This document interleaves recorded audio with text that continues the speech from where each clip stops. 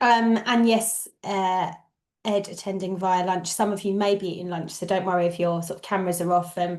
We know we are doing this over lunchtime really so that we can get some of you joining in on your lunch break. So thank you for giving us these sort of 45 minutes. For those who don't know, I am Polly and I'm from the City and Guilds Foundation, which is bringing you this sort of lunch and learn today, which is launching very excitedly our Neurodiversity Index survey. Before I get into sort of the survey and the why about the survey and how we've sort of approached that, I'll just give a very, very short introduction onto sort of who we are and what we do for those less familiar.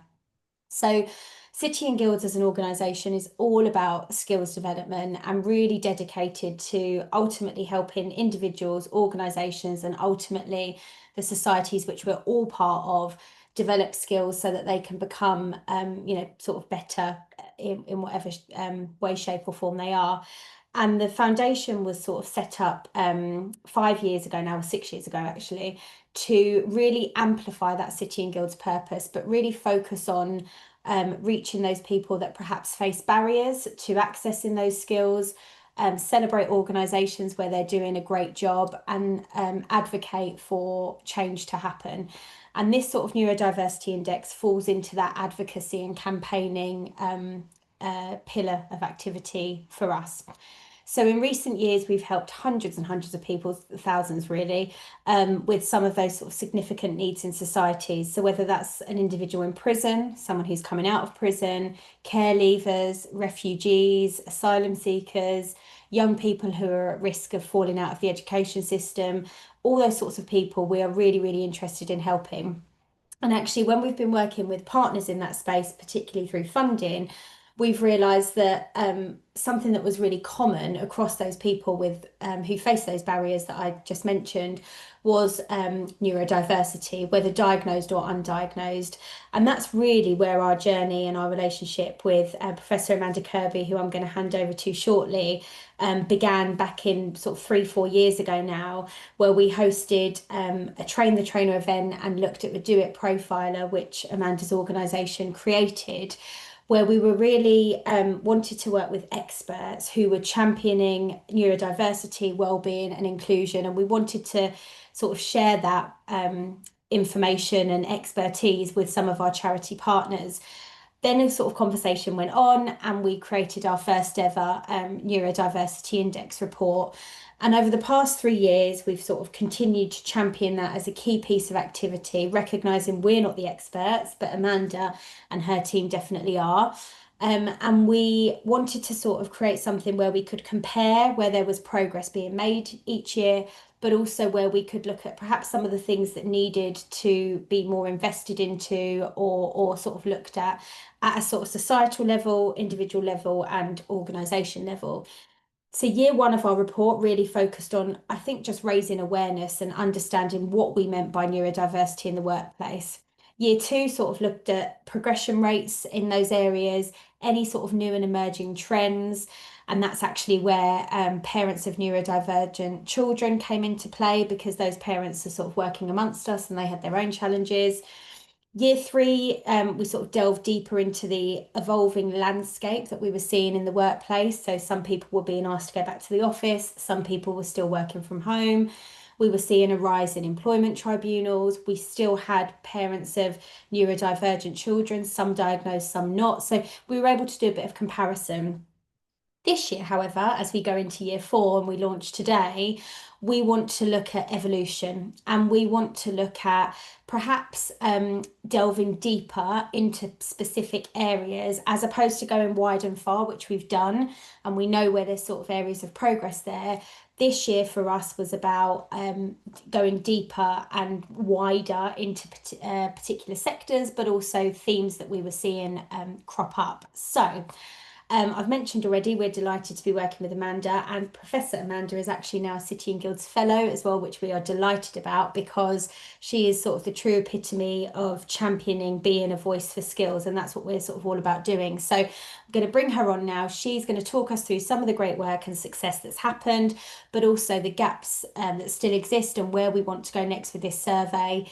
Any questions as they're sort of coming to you, please do pop them in the chat and we will hopefully get to them at the Q&A in the end. If we don't get to them at the end, we will follow up with you afterwards. And very, very shortly after this webinar today, the survey will go live, which we really hope all of you will participate in and share with your sort of friends, family, colleagues. The more people that complete the survey, the more data we've got at our fingertips. So over to you, Amanda. Thank you, and thank you for that great welcome. And thank you to Sitting Girls Foundation for being, I think, really championing the index and following it through and working together, because over the last few years, we have seen changes in society, lots of things happening, and actually being able to do this work year after year over the last few years is phenomenal, because often we do sort of one-offs, but seeing these trends is really important. And I think this year we're going to see some interesting things going on. So what I thought I'd do is show you some slides about last year, think about that focus that Polly just spoke about now about where we're going this year, and then take some questions from you, and then we're going to go live at the end of it, okay? And of course, I'm always excited because I feel it's really important that we move from not just from knowledge to an awareness to action. And by understanding the trends of things that are going up and down, and your experiences of what works and what's not, really makes a difference. So your involvement, the index is about you. It's about employers, it's about employees, it really is. And only your involvement is going to make a difference to how we understand what's going on and having the barometer of what's going on. So as Polly said, we're building on those previous ones, and 2026, we're going to be digging deeper. But I want to just reflect on what was the status last year, to really just have a think about where we are at, right?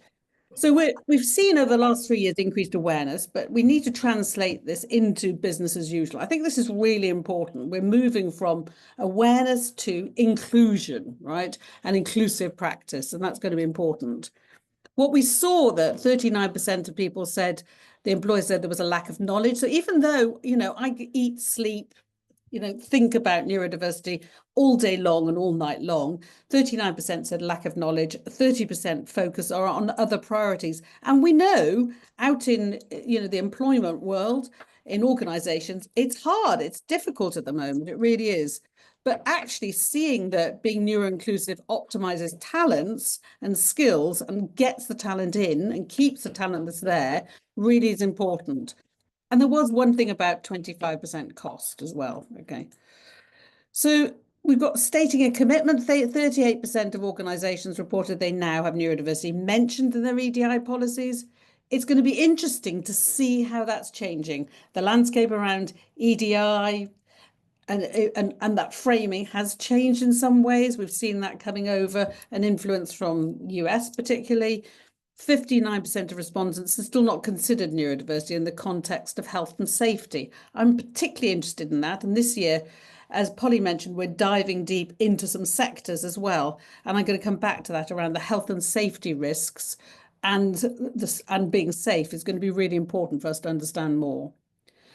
We're seeing training permeating, and it has to start with senior leadership. 43% senior leaders, 40%, 1% HR EDI, 35% managers. So we're getting it. That's happening. We're still seeing this trend of training being siloed, favouring some conditions over others. We see lots more being spoken about autism and ADHD, less being spoken about DCD, dyslexia, dyscalculia, particularly, even though all these conditions and traits co-occur. So really interesting, just trends in what's being focused on, what's being spoken about.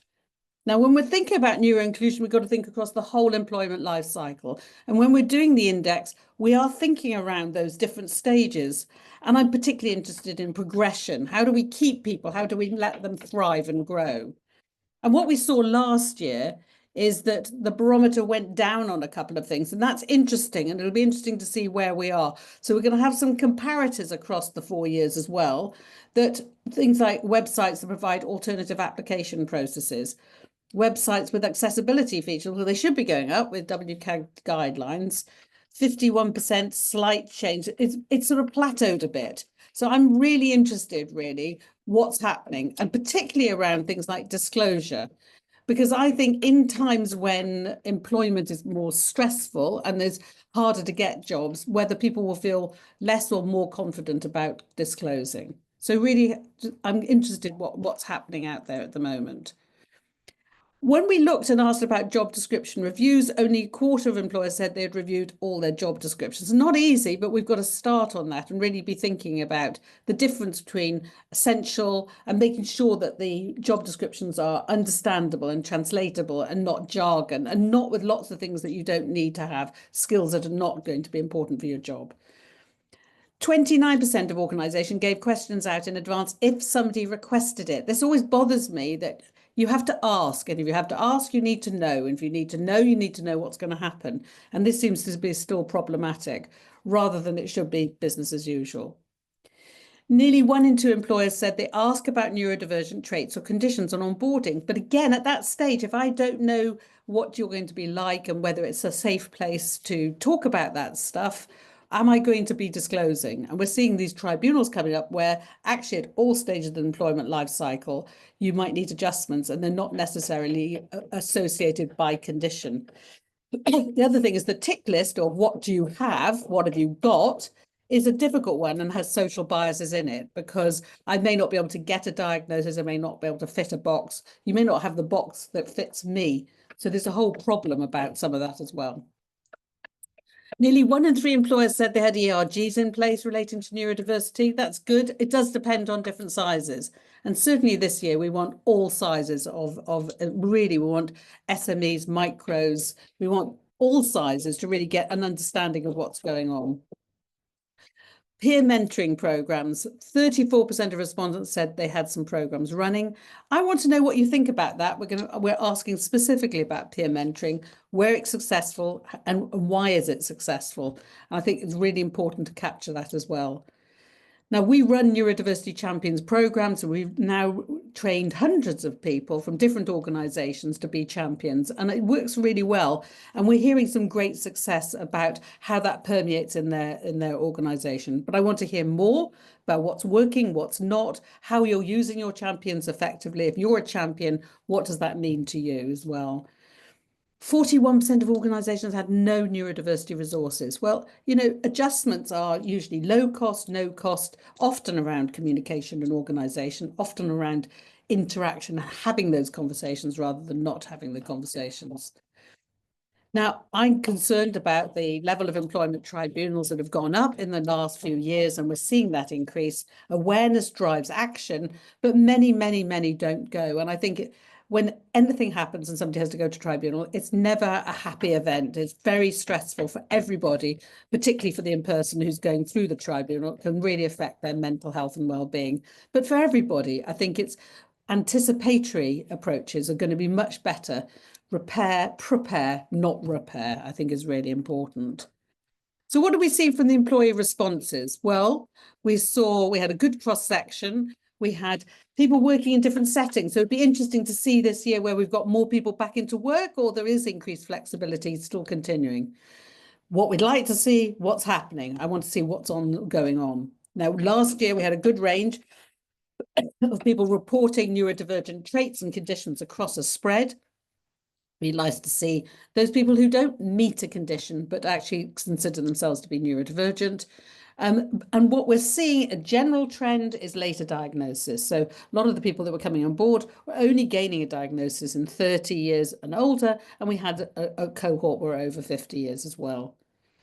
And I think there's a bit about disclosing, never like the term disclosure because it's like revealing secrets, but who discloses really and where you disclose and what the response is really important. Has it been good? Was it positive? Has it led to a better interaction and support for yourself? And onboarding, we're looking at that employment life cycle. 35% of respondents said they had no additional support. And this waiting for adjustments or waiting for support is often a problem, and it's one of the reasons why you lose confidence in the person loses confidence in themselves, and that can get set up a confidence competence cycle. So really important, that initial conversation about what do you need, is there a training gap, and getting that support in. And often, as I said, adjustments are low cost and no cost. But what we see again and again, and it'd be interesting to see if this is the same this year or different, is that people are sometimes waiting a long time to get adjustments. And it'd be interesting to see whether that is happening sooner when people are onboarding into new posts. Signposting what's available, really important. And 35% said they felt that opportunities for job promotions were not equally accessible. We're looking at this in detail this year. We really want to know what's helping you to progress and what happens when you do progress. When you're doing one job and maybe you move up a tier and you might have to manage other people, what are the challenges for you when you've actually got a new job description and new responsibilities if you're neurodivergent? Really useful to know that, your experiences. Signposting, really important. And as Polly mentioned, we've done the last couple of years, we've looked at parents as carers. So we haven't dropped that because I do think the sort of intersectional view, none of us are there in isolation. We might be parents, we might be carers, we might be in the sandwich generation, supporting parents up and supporting children down, understanding the impact of your being neurodivergent or having neurodivergent kids and everything else and your job. Really important that we don't just think about neurodiversity sort of in isolation. And parents and carers, really important. What do you need to keep you in your job, to help you? And that flexibility is, for instance, if you have to go to a school visit all of a sudden for your child, how flexible is an employer? And it depends on your job, of course, but we want to hear from you. Okay, last few things from last year. We want to focus this about the progression pathways. And I think this thing of really, how do people progress in their jobs effectively? If you've got good experiences, we want to hear. And this we're going to be picking up this year themes, gathering your stories to be able to tell that more. So it's going to be data, but we want to get your stories and your experiences in. The sort of thing that what makes you thrive. When my managers actively listened to me and made small changes, I was able to thrive. And I think again and again, I hear that. When you don't have conversations, then adjustments don't happen. When you have a conversation, adjustments are often small, but have a big impact. They really do. What are the top responses to progressing? Again, it's communication, line manager support, access to training, and having our allies. So this year, we're diving deeper. As Polly said, we're going to have a sector foci. We're looking at retail and hospitality, education, construction and engineering. We want to look at things like health and safety. What's different about it is environment where you're working. That might make a big difference if you're moving from place to place, or you're in a fixed environment, or you're working from home. So really, we're ready to launch. We're going to be getting more data than ever than we have the last few years, but we need you. So I'm going to hand back to Polly and Natasha and then take some questions and get going. Thank you very much.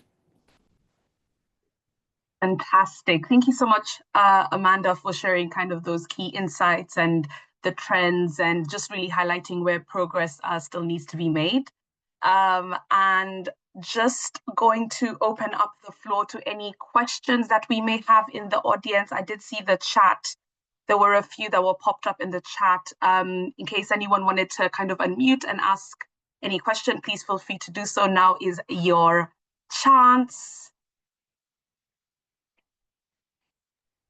So one question, has there been any stats from military veterans? No, but I think it's really interesting. I think really interesting about when people are leaving, what the basis is. Military veterans in the criminal justice system, yes, I do have some data I can have a look around that, because in Profiler we ask particularly about it as a subset of information as well, whether you've ever been. So it's something I could certainly look at. Haven't published, but we could certainly have a look at the data and look at the impact. Interesting, with Profiler we ask about traumatic brain injury, so it'd be quite interesting to just ask about it. It'd be interesting to look at the stats around that as well. Will the slides be sent out after the session? We can do, yeah. We'll send out the recording as well. And the recording, so happy to, yeah. Andy, there's a good question there about how can those of us not in HR roles use this research, and I think from a personal perspective, I mean, I'm not in HR. Amanda, you're not in HR. Tash, you know, some of us, and when we get our charity partners or organisations or employers together, actually, we all have a responsibility as just decent people in society, let alone our job titles or anything else that comes with us, to make the workplace as inclusive and as accessible as possible. So I think really, and you know, when the Neurodiversity Index has come out for the last 3 years, and it, you know, probably partly because we're involved in some way, shape, or form, but actually I always share it with, you know, the WhatsApp group for my daughter's class, and I share it with the school, and I share it with my family, because I think actually that awareness piece is really important. And that's what we hear, you know, through Amanda and through the feedback after, you know, when we launched the index, is for a lot of people it serves as education, and for other people it serves as practical, actionable advice of what they can go and do and take back to their organisation. So I don't think this is just a HR tool. I think it should be a compulsory HR tool, but that's a different story. But it's not just a HR tool. I think it's a tool for all of us to use. I think a really good point, Polly, because actually when we write the report, we often put in practical strategies that anybody can use, rationale. So the report each year has got a lot of rich information that you could take and you could pass to your HR manager, or you could take to your line managers, or you could discuss if you've got a ERG or you've got champions or peers or allies, just to sit and have a coffee and discuss it. What does this mean for us? And I think that's really important, is like, let's look at it and have a chat. Did I know that? No, I didn't. Well, that's interesting. Why didn't I? So absolutely, even though we're starting from sort of senior leadership down and neurodiversity champions, it's an ecosystem. And as that's why we wanted to look at parents, and we wanted to look at some gender differences, really interested across age. Neurodiversity doesn't go, it's only in the young, you know, do you know what I mean? And our brains change across our age span. So it's relevant intersectionally for us all. And I think you're right. This is not just an employment tool. That's why this year we're looking at education settings and construction and engineering and retail and hospitality, because you think about the people who are working in those places and spaces, that has every single one of us is going to engage in one of those spaces at some point. Yeah. We're all going to be, you know, moving through those places and spaces. So yeah, I think really important. That's why we want to get it out. So share the link to get the data, because the more people who complete it, the more we will understand the differences that are going on. We collate the data for you to feed it back to you to use it as an education piece. And I think, you know, it's freely available at the end of this. And I think that's really important. So you can do a lot. You really can. Scott's put an interesting question in the chat around responding to the Backlash Against Diversity and Inclusion. And I think actually our commitment to this is sort of demonstrates that despite whatever backlash you might see somewhere else, we are committed as an organisation. I think all of us, you know, have that duty to be part of making small change happen. And you know, Laura's put another point around, you know, you can make small change, but culture shift is a much bigger thing. But I think we all have to be doing it together, don't we, to try to see some bigger shifts happen long term. And there has been some positive shifts, haven't there, Amanda? You know, you shared some of the stats earlier. Yeah, I think there has. And as much as we go, okay, there's some messages are saying we don't do DEI, we don't do EDI, we don't do ID. You do people, right? Every organization wants to keep people working optimally and maximizing their talents.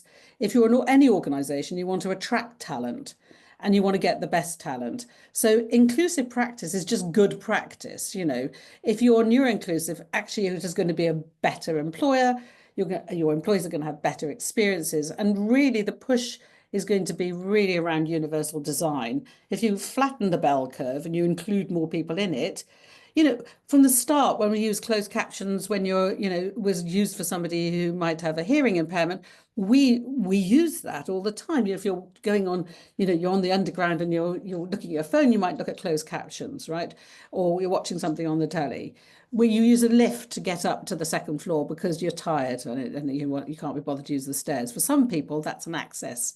We utilize a lot of effectively as a society, we benefit from the things when we actually make things more accessible. When you start in an organization and there's a whole load of jargon and you don't understand it, well, by making it more jargon free, that helps everybody to engage more easily. So I don't think this is a a them and an us. And I'm determined still through the EDI upswing and the EDI downswing, if the same things are existing and we want to get people into work and keep them in work. And that hasn't changed. And I think inclusive design, and universal design, taking universal design principles is good for everybody. It really is. So it's going to be interesting to see the impact. That's why we do the index, because we want to see, is it going up or down? What is influencing that? What is stopping or encouraging organisations to come on board and continue to be on board? I think the UK is still positive, but yeah, it'll be interesting to see what the data will show, won't it? That's why we're doing this. We have a couple more questions. There's one from Renee.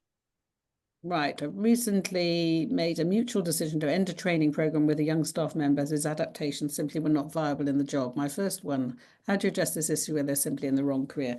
Yeah, I think it's a really good question. First of all, not everybody can do every job, and I remember years ago, I had a guy he had a degree and he was ending up in a call, and he was very dyslexic, and organizational, and he was in a call center, and he found that taking down calls, and he was getting the numbers wrong, the addresses wrong, people were going to the wrong places. It was awful, right? And adjustments weren't enough for him in that job. Whatever you did, it wasn't sufficient. And I said to him at the time, why are you doing that job? Well, he said, well, I just took whatever job I could get, but actually I'm not good at it and I don't like it. So sometimes having a conversation with somebody, and I've had that a few times, somebody who was being a legal secretary and had problems with the legalese and all the language and everything. And she had beautiful customer service skills and, great oral communicator. And nobody sat down actually and said, is this the job for you? Have you thought about other things? So sometimes we avoid the conversation. So I think how do you address it is, if you can, is to maintain that relationship and saying, is this the right place? Because even if we put in, and there's always a test of what is a reasonable adjustment, it doesn't mean if you're neurodivergent, you can have whatever you like. There's not a list to say you have ADHD, so you get this package. If you have dyslexia, you get this package. It's really what's reasonable and what's appropriate for you to be able to do your job and be enabled. And I think it is a conversation that sometimes is uncomfortable, but the more you can, perhaps that person can go away and end up in a job that fits them, they feel more comfortable, and they're happier ultimately, and I think it's difficult, isn't it? If jobs are short, sometimes you take what's available, but it may not be right for you. That's not an easy solution. So thank you for sharing that, because it's not easy. It isn't easy. Do you want me to answer another one? I can take another one. Yes, we do have some time. We have two. There's one from Lan, one from Michael. Okay, let me go. Which one's first? Lan. Okay. Yes. So some organizations share interview questions in advance to support neurodivergent candidates. Is it ever appropriate to ask them if you're not neurodivergent, or does it risk being seen as unprepared or lack confidence? I would not ask, are you not neurodivergent, right?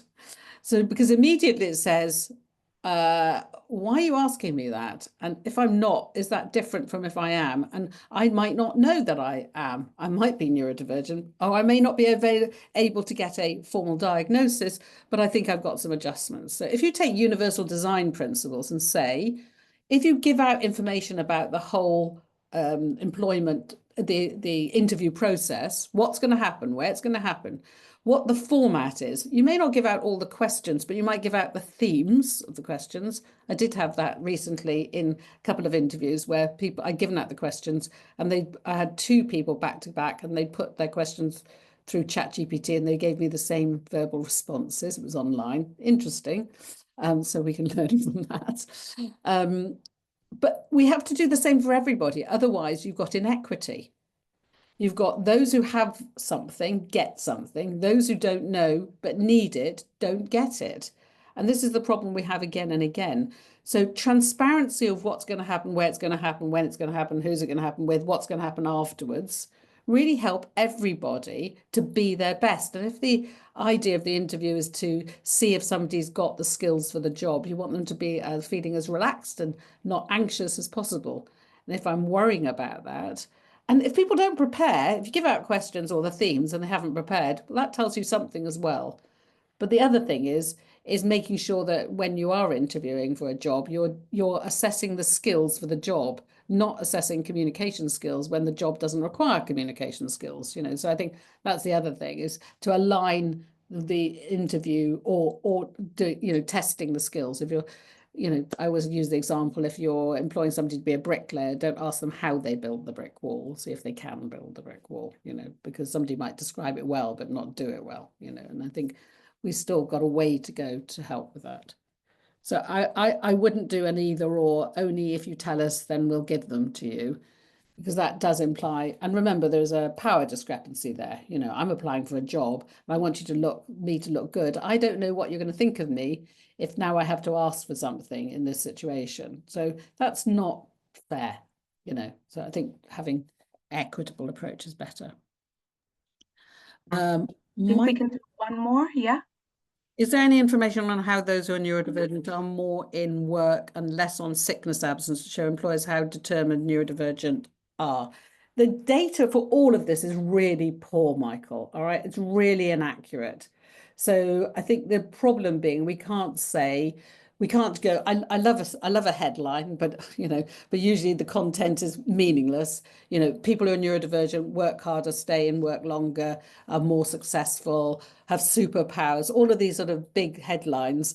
Really, we're not one lump, are we? And what might be interesting is this year, as we go into construction and engineering and retail and hospitality and education in more detail, to understand about some of those things, which are, do we see differences between different sectors? So the data we've got is poor, right? And I think what you'll have is anecdotes. We're going to be getting themes as well coming out. You're going to get anecdotes of people who are, I'm in the job, I'm persisting, I'm turning up. And you've got human beings who will be neurodivergent or not. We're neurodiverse, all of us, right? Who will work hard or not work hard. And it's difficult to say people with ADHD work harder, people with dyslexia are amazing at, and there's great statements, but the reality is a bit more nuanced than that. Thank you, Amanda. I actually just had a look at the time, and we do have time for maybe a couple more questions in the case that there are any in the audience. If not, one more from Laura. One more from Laura here. Yes, Laura. Leadership and implementing policies that some staff don't like. RSD and sitting with the frustration from staff hits hard. So rejection sensitivity dysphoria is what RSD stands for, I assume, in this situation. Neurotypical don't seem to carry this the same. So are you saying that, I'm just looking at what, that when you're trying to implement policies that can be, I'm sorry, I'm not quite sure, Laura. So is it a comment or a question in the sense of that? Yeah, and you can come off mute if you want Yeah, to. no, it was just a comment because you during your presentation you were asking about some of the senior leadership challenges, both from a neurodiverse manager, I'm a service manager, but also from neurodiverse staff and some of those big emotions. And I think that the neurotypical response sometimes is much easier and doesn't carry the same, this is hard, this is really, really difficult, and being able to just park those responses from staff who don't like the sometimes just even being managed and that type of thing. So it's just whether it was a bit of feedback, I suppose, to your question earlier on. Yeah, thank you, Laura.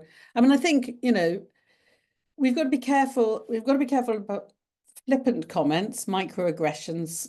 Sometimes a throwaway comment is not said with intent to harm, but can have an impact on that other person. And I think it's difficult. We've seen people throw out comments all over the place, even in government as well as everywhere else, that have implications. The challenge we've got is if we're human and we err, and we make mistakes, and in social context, we sometimes make comments that are not meant with meaning, but they do have impact on other people because of their past experiences. And I think we have to accept we will make mistakes.